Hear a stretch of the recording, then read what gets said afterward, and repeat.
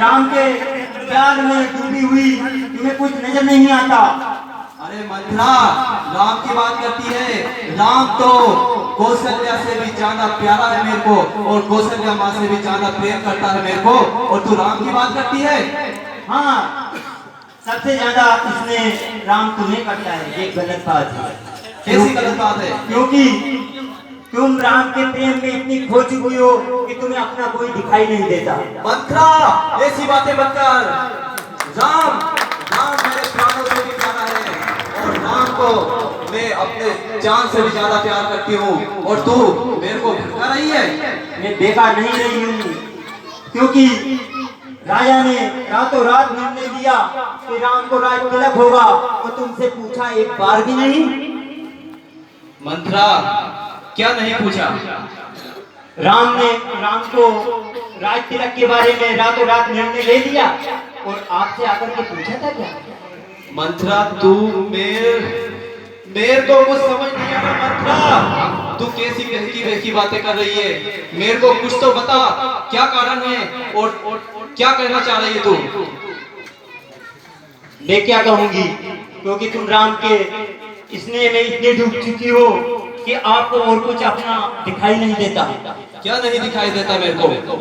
राम बनेगा राजा, भरत बनेगा दास, और तुम बनोगी दासी। नहीं नहीं नहीं, मंथरा, ऐसी बातें मत कर। मैं किसकी दासी बनूंगी? तुम बनोगी, तुम्हारी सोच कौशल्या की दासी। दीदी? हाँ, दीदी की दासी बनूंगी? नहीं, दीदी ऐसा नहीं कर सकती मेरे साथ। और ध्यान रखना, अगर दीदी ऐसा करती है तो उससे पहले मैं विष पान कर अपने प्राण त्याग दूंगी, पर किसी की दासी नहीं बनूंगी। मंथरा, विष पान करने से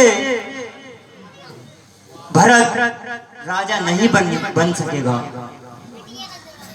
मेरे को मंथरा, तू इतना भड़का रही है कि मेरा दिमाग चकरा रहा है। मंथरा, तू जो भी कहना चाहती है स्पष्ट बोल कि क्या करना है क्या नहीं करना है।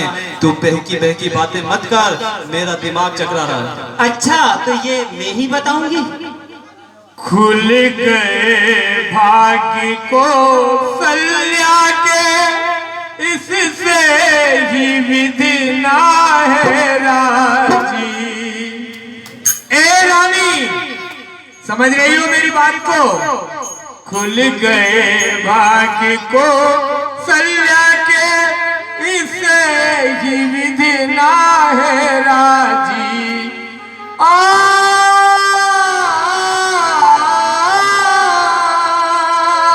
सुन रही हो ना रानी मेरी बात?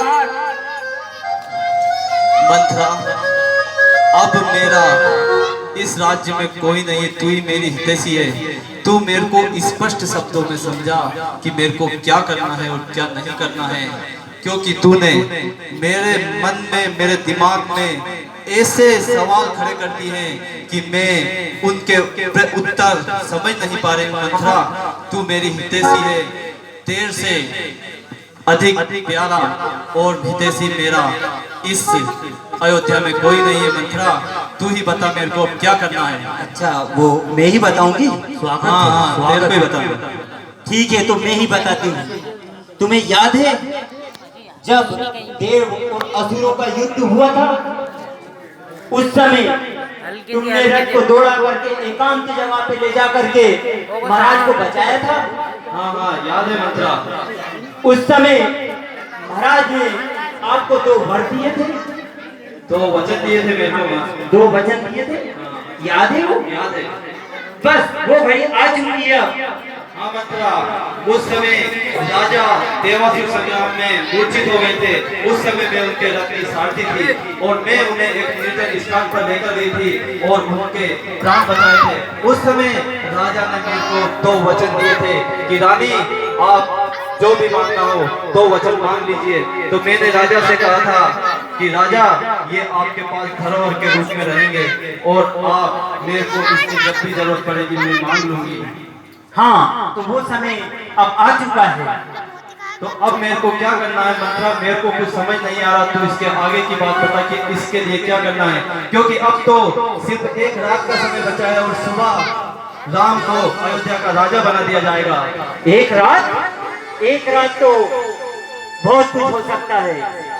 कैसे हो सकता है मंत्रा एक रात? एक रात में अगर तुम चाहो तो तख्ता पलट सकती हो, हारी हुई बाजी को जीत सकती हो। कैसे मंत्रा? वो ऐसे कि जो दो वरदान जो हैं उनमें से दो वरदान तुम्हें मांगने होंगे। वो ऐसे क्या मांगू? पहला वरदान क्या मांगूंगा? पहला वरदान तुम्हें मांगना है भरत को राज तिलक। वाह मंत्रा वाह, तेरे मुंह में गुड़ की शक्कर, तू मेरी बहुत प्यारी हितैषी है मंत्रा। स्वागत है। दूसरा वरदान क्या है मंत्रा? दूसरा वरदान तुम्हें मांगना है राम को 14 वर्ष का वनवास। राम को 14 वर्ष का वनवास किस लिए मंत्रा? उस राम ने क्या किया है? राम को 14 वर्ष का वनवास इसलिए कि अभी तक राम ने अयोध्या में जितने भी लोग हैं सबको अपने बस में कर रखा है। इसलिए राम को 14 वर्ष का वनवास और भरत को राज तिलक। तो भरत 14 वर्षों में पूरी प्रजा को अपने बस में कर लेगा। मंत्रा मंत्रा मंत्रा, तूने मेरी आंखें खोल दी मंत्रा। मंत्रा, तू मेरे साथ आई, तूने सही किया। मेरे पिताजी ने तेरे को मेरे साथ पहुंचा कर मंत्रा। अब मेरे को क्या करना है? अब तुम्हें महाराज को अति शीघ्र बुलाना है। सुनो रानी साहिबा, कैकेयी महारानी जी आप